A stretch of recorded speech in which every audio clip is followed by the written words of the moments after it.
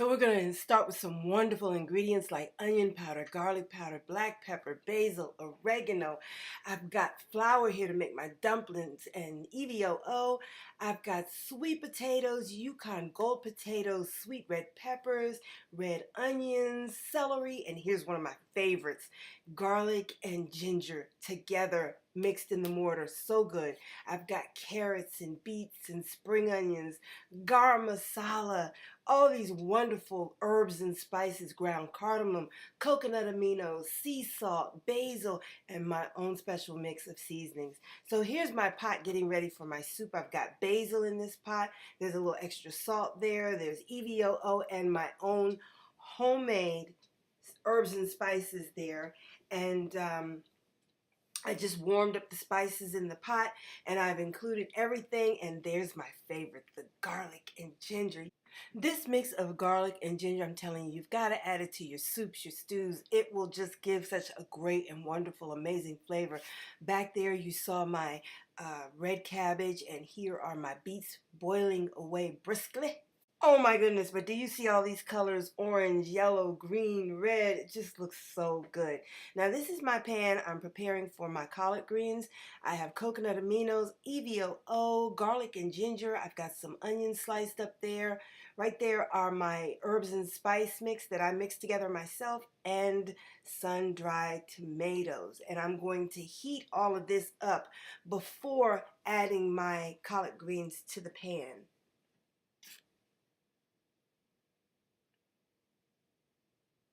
All right, now here's the soup.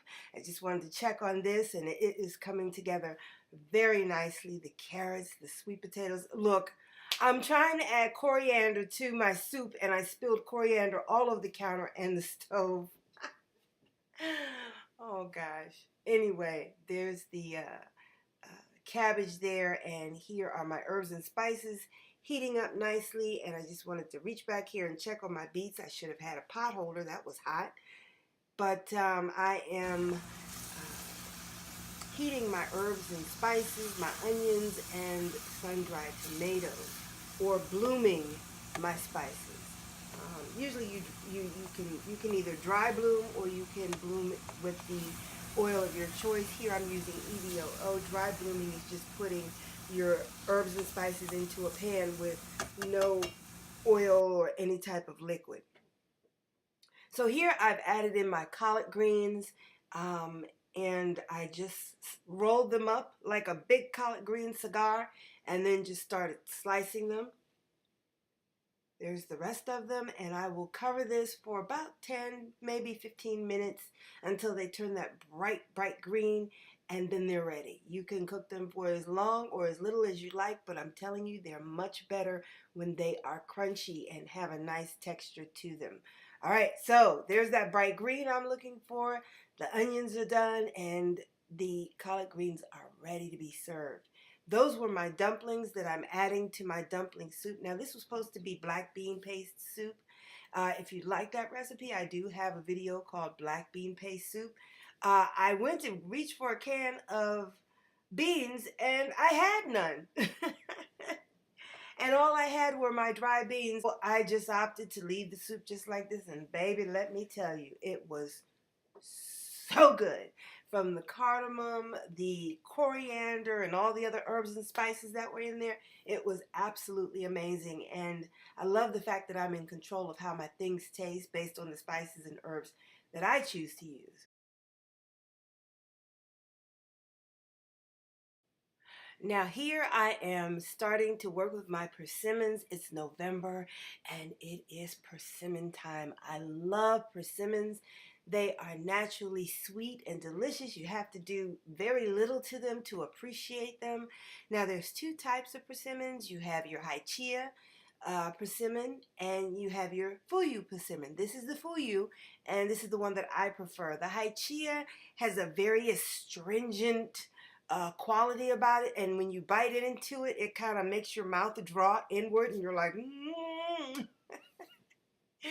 but I prefer the okay, thank you. I prefer the fuyu persimmon, and so I'm cutting these up because I'm getting ready to make a chocolate and persimmon cake. Um, I can't say enough about these little fruits, and it's so unfortunate you can't get them but at certain times of the year, but it's okay. It's worth the wait. It makes it even that more special and that much more worth the wait. So as I said, I'm just slicing these up. They are beautiful fruits. They taste absolutely amazing. These are my last four persimmons. I bought 12 and I had four left over, and I was trying to figure out what to do with the last four, so I'm going to put these into my chocolate cake. And of course, you can do so much with persimmons. You can make persimmon jello. You can make persimmon preserves and persimmon syrup for your pancakes and waffles. There's just so many things you can do with persimmons, and your family will absolutely love it. Now listen, as I said before, persimmons are very naturally sweet. They don't need any sugar whatsoever. The only reason why I added this tablespoon of sugar was because I wanted to get a little caramelization going on the top of the cake. That's the only reason why. Otherwise, they need no sugar at all. So I added a tablespoon of sugar. I added some cardamom. Oh my gosh. Cardamom and persimmons. Wow. That's a treat right there. You could just eat the bowl just like this. Yeah, you could. And then I added some pumpkin spice to the mix. Now, not too much pumpkin spice because I really want the cardamom to shine through. That fragrance, that flavor, oh my, oh my, oh my. So here I'm just showing you how I got my pan ready. I got some parchment paper, laid the pan down, measured half the pan, and then cut the half circle out and laid it into the pan. I used absolutely no oil. I feel so sorry for people who are still oiling and flouring pans, because you just don't have to. All you need is a little bit of parchment paper to go into the bottom of your pan. Your cakes won't stick at all, I promise you. And again, when I'm showing people different recipes and different things in the kitchen, I like to work smart, not hard. So I like to demonstrate how you can get things done quickly and efficiently, and in a way that your family and friends will appreciate, especially when it comes to flavor and presentation. So I'm taking that last little bit of sugar and juice from the persimmon and pouring it back into the pan. And what you saw there on the left was my cake batter. It's the same batter that I make for all of my cakes and pancakes. And all I did was melt a 7.5-ounce bar of Ghirardelli 60% cacao chocolate for 1 minute and 30 seconds in the microwave. And I added it to the batter. So I'm just back at the stove and checking on the food. And everything looks good. Oh wow. Look at that cabbage. Everything looks good. Everything is done. Look at the sweet potatoes and the carrots in there. The celery, the red sweet peppers. My oh my. All right, so it's been about 40 minutes and my cake is done. It took 40 minutes because that's a really big cake pan that cake is in. There are my beets. Aren't they beautiful? And there is my bowl of comfort food. Oh my goodness, I really enjoyed my dinner last night. It was really good. It took a lot of work to make all of that, but it's okay because this will last me hopefully up until Tuesday. So I'll have, let's see, food for Sunday, Monday, and Tuesday, almost 3 days. But everyone ate last night, and hubby went back for seconds. I was pleased. You know, as I said before, he doesn't too often like the things. I won't say he doesn't like them, but he just doesn't prefer them. Um, but you know, I just keep doing what I do. If he wants to eat it, great. If he doesn't, it's here. But this is always going to be the safe zone. There are the beets, the dumpling soup, the sweet red cabbage, and the fried collard greens. Oh my. Oh my. Look at the colors. And there is the chocolate cake. And as I said, I did not record this. I thought I did. So at first I thought I lost the clips, but then I said, you know what? You didn't even record it.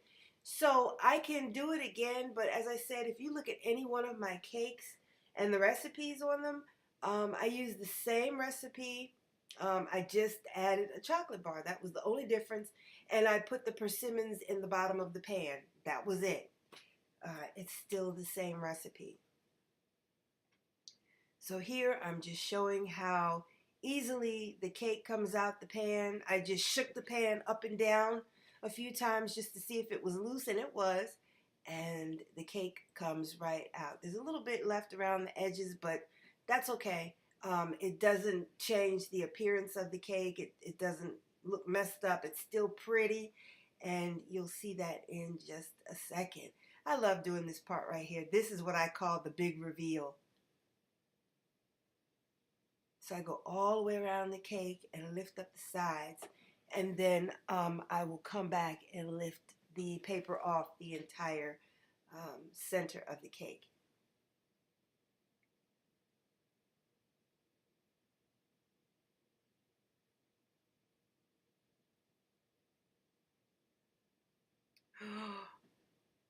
Look at it, look at it, look at it. Oh goodness, look at it. Isn't that beautiful?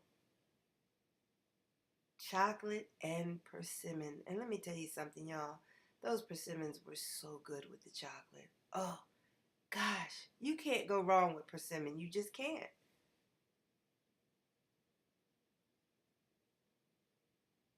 So then I don't really care for icing, frosting, or whatever you call it. Um, I just wanted to sprinkle a little bit of something just to snazz it up a bit, but the cake was still hot when I took it out of the pan. So the powdered sugar just melted right into the cake. So I was like, you know what? Don't even worry about it. Just leave it as is. And so then I got a doily and placed the doily on top of the cake. And I tried to get a design this way.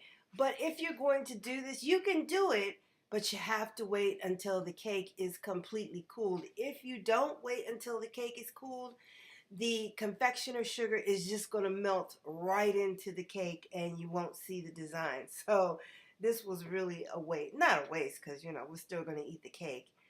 Half of it's going home with my daughter-in-law.